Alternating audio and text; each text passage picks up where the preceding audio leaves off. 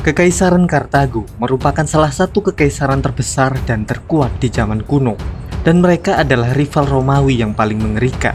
Bahkan Romawi hampir runtuh ketika mereka berperang dengan Kartago dalam Perang Punisia kedua. Dan saat itu, Kartago dipimpin oleh Hannibal Barca yang seorang ahli strategi dan siasat militer. Ia juga terkenal dengan keberaniannya saat nekat melintasi pegunungan Alpen yang berbahaya bersama pasukannya.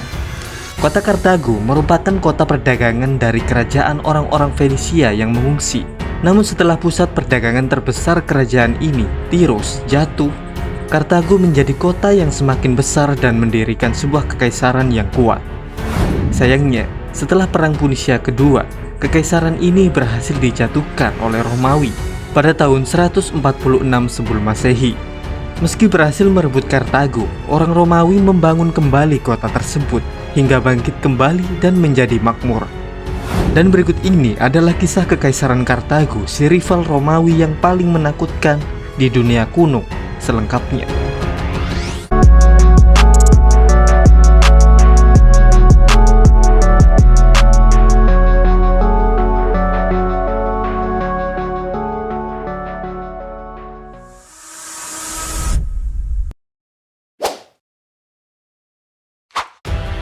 Jika dilihat dari legenda, Kartago didirikan oleh Ratu Fenisia yang bernama Elisa atau Dido pada tahun 814 sebelum Masehi.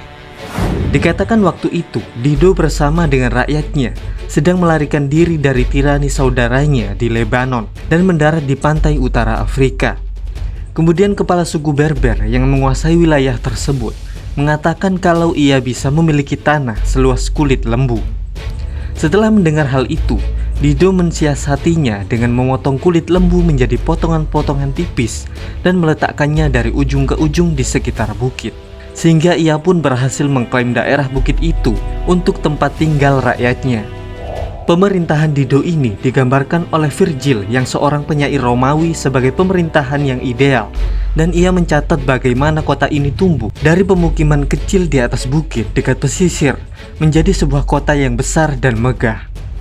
Kota pesisir yang sekarang disebut Kartago ini berkembang dari awalnya tempat para pedagang Fenisia singgah untuk mengisi perbekalan dan memperbaiki kapal hingga menjadi pusat perdagangan utama pada abad keempat sebelum Masehi. Kota ini berkembang pesat setelah Alexander menghancurkan pusat industri dan perdagangan besar di Tirus pada tahun 332 sebelum Masehi. Karena penduduk di sana banyak yang mengungsi ke Kartago dengan membawa banyak harta bendanya, sehingga hal ini membuat Kartago menjadi pusat perdagangan yang baru. Orang-orang Kartago kemudian menjalin kerjasama dengan suku-suku dari kerajaan Berber untuk mengisi barisan militer mereka, terutama sebagai pasukan kavaleri yang tangguh. Di kawasan kota ini juga terdapat perkebunan yang sangat luas yang mencakup bermil-mil jauhnya. Dan kota ini akhirnya menjadi kota terkaya dan terkuat di kawasan pesisir Mediterania. Pada masa itu, pemerintahan Kartago yang sebelumnya berbentuk monarki dirubah menjadi republik yang didasarkan pada pemerintahan elit. Posisi tertinggi dipegang oleh dua hakim terpilih yang disebut sebagai sufetes yang memerintah bersama dengan senat yang berjumlah antara 200 sampai 300 orang dan mereka menjabat seumur hidupnya. Para bangsawan tinggal di istana-istana mereka, sedangkan rakyat menengah tinggal di rumah-rumah sederhana, dan rakyat kelas bawah tinggal di gubuk-gubuk di luar kota. Kota pelabuhan ini sangat besar, di dalamnya ada 220 dermaga yang dikelilingi bangunan-bangunan dengan tiang-tiang berkilauan yang tinggi, dan kota ini mendapat kekayaannya dari upeti dan pajak yang ada dalam perdagangan, serta pelabuhan mereka. Kota ini memiliki dua pelabuhan, satu digunakan untuk perdagangan dan lainnya untuk kapal perang mereka. Kapal-kapal dagang Kartago berlayar setiap hari ke pelabuhan-pelabuhan di seluruh Laut Tengah, sementara angkatan laut mereka yang menjadi angkatan laut terbaik di wilayah itu melakukan patroli serta menjelajah wilayah-wilayah baru untuk memperluas perdagangan dan memperoleh sumber daya dengan jalan penaklukan ketika Kartago membangun kekaisaran mereka.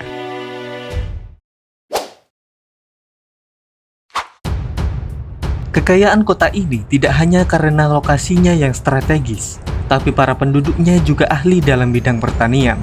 Penulis Mago dari Kartago pernah menulis karya yang terdiri dari 28 jilid yang didedikasikan untuk pertanian dan ilmu perawatan hewan. Dan karya ini bisa menunjukkan kalau orang Kartago saat itu maju dalam bidang pertanian dan peternakan.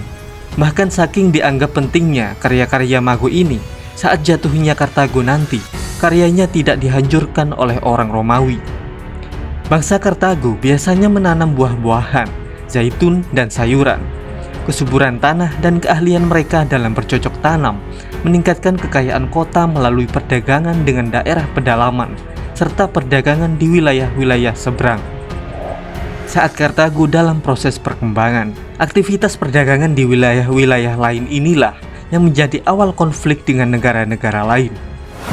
Pada tahun 310-307 sebelum Masehi, Afrika Utara diserbu oleh Agathokles dari Sirakus yang ingin menaklukkan Kartago dan menggunakan kekayaannya untuk membiayai perangnya ke daerah lain.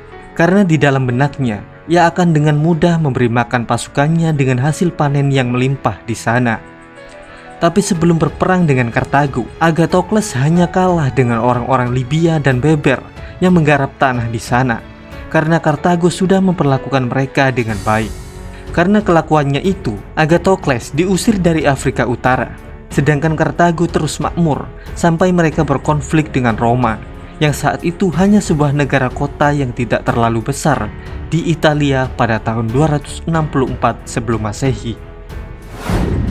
Konflik dengan Romawi berawal dari persaingan pengaruh mereka di Sisilia, yang mana Kartago dan Romawi masing-masing mendukung faksi-faksi yang berlawanan di pulau itu. Dan hal ini akhirnya membawa mereka ke dalam konflik secara langsung. Konflik Kartago dan Romawi ini kini dikenal dengan Perang Punisia. Istilah ini diambil dari bahasa Fenisia untuk menyebut orang Kartago.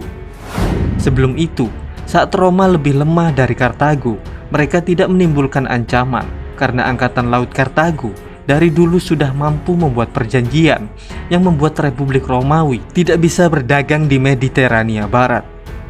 Namun ketika Perang Punisia pertama dimulai di tahun 264 sebelum Masehi, Romawi ternyata lebih cerdik dari yang dibayangkan Kartago. Karena awalnya, Romawi tidak memiliki angkatan laut dan tidak tahu apa-apa tentang pertempuran laut. Tapi tiba-tiba Roma dengan cepat membangun 330 kapal yang dilengkapi dengan alat yang bisa menurunkan prajuritnya ke kapal musuh dengan mudah. Setelah perjuangan awal dengan taktik militernya, Romawi bisa memenangkan beberapa pertempuran dan akhirnya mengalahkan Kartago pada tahun 241 sebelum Masehi. Dengan kekalahannya, Kartago terpaksa menyerahkan Sisilia dan membayar ganti rugi perang yang besar. Setelah perang yang menguras kekayaan ini, di tahun yang sama, Kartago kembali masuk ke dalam peperangan yang disebut sebagai Perang Tentara Bayaran. Perang ini dimulai ketika pasukan tentara bayaran Kartago menuntut pembayaran mereka yang belum diselesaikan. Tapi perang ini berhasil dimenangkan oleh pasukan Kartago yang dipimpin oleh Jenderal Hamilkar Barca. Kartago sangat terpuruk setelah peperangan ini. Bahkan ketika Roma berhasil menguasai koloni-koloninya di Sardinia dan Korsika, Kartago tidak bisa berbuat apa-apa. Beberapa dekade kemudian, Kartago memperluas wilayahnya ke Spanyol. Namun mereka kembali berurusan dengan Romawi ketika mereka menyerang sekutunya, yaitu kota Saguntum pada tahun 218 sebelum Masehi, dan terjadilah Perang Punisia kedua.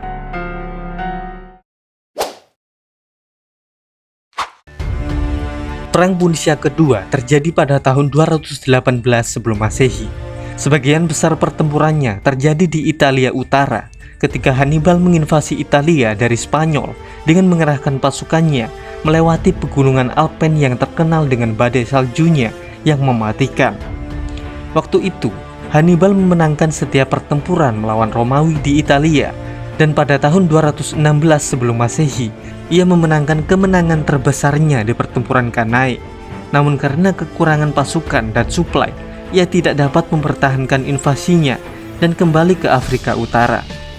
Pada tahun 202 sebelum Masehi, Kartago berhasil dikalahkan pasukan Romawi yang dipimpin oleh Scipio Africanus pada pertempuran Zama di Afrika Utara. Dengan ini, Kartago kembali menginginkan perdamaian dan mereka pun kembali dibebani dengan ganti rugi perang yang besar oleh Romawi, serta mereka juga tidak boleh menggerakkan pasukannya. Dalam posisi terpuruk itu, Kartago berusaha menangkis serangan dari negara tetangganya, Numidia, yang saat itu menjadi sekutu Roma, dan mereka didorong untuk menyerang wilayah Kartago sesuka hati mereka. Karena Kartago berperang dengan Numidia, mereka otomatis melanggar perjanjian dengan Roma, sebab Kartago saat itu tidak punya pilihan lain selain mempertahankan kerajaannya.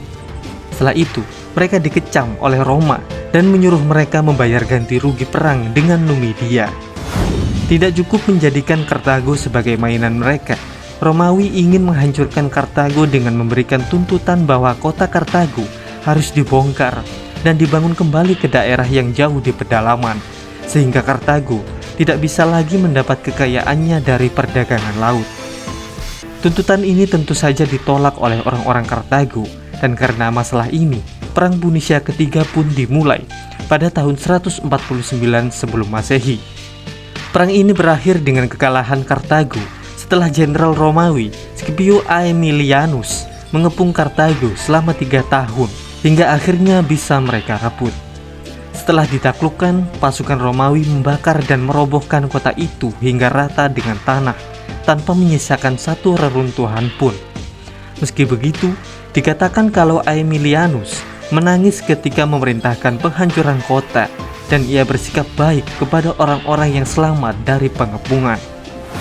Kini kota Utica menjadi ibu kota provinsi-provinsi Roma di Afrika, sedangkan Kartago tetap menjadi tanah yang terbengkalai hingga tahun 122 sebelum Masehi, ketika Gaius Sempronius Gracchus mendirikan sebuah pemukiman kecil di sana, tapi pemukiman itu tidak bisa bertahan lama.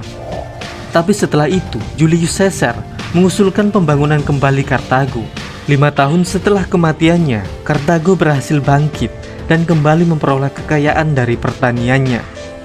Kartago tetap menjadi bagian penting dari koloni Romawi, sampai akhirnya jatuh ke tangan bangsa Vandal yang dipimpin Raja Gaius pada tahun 439 Masehi.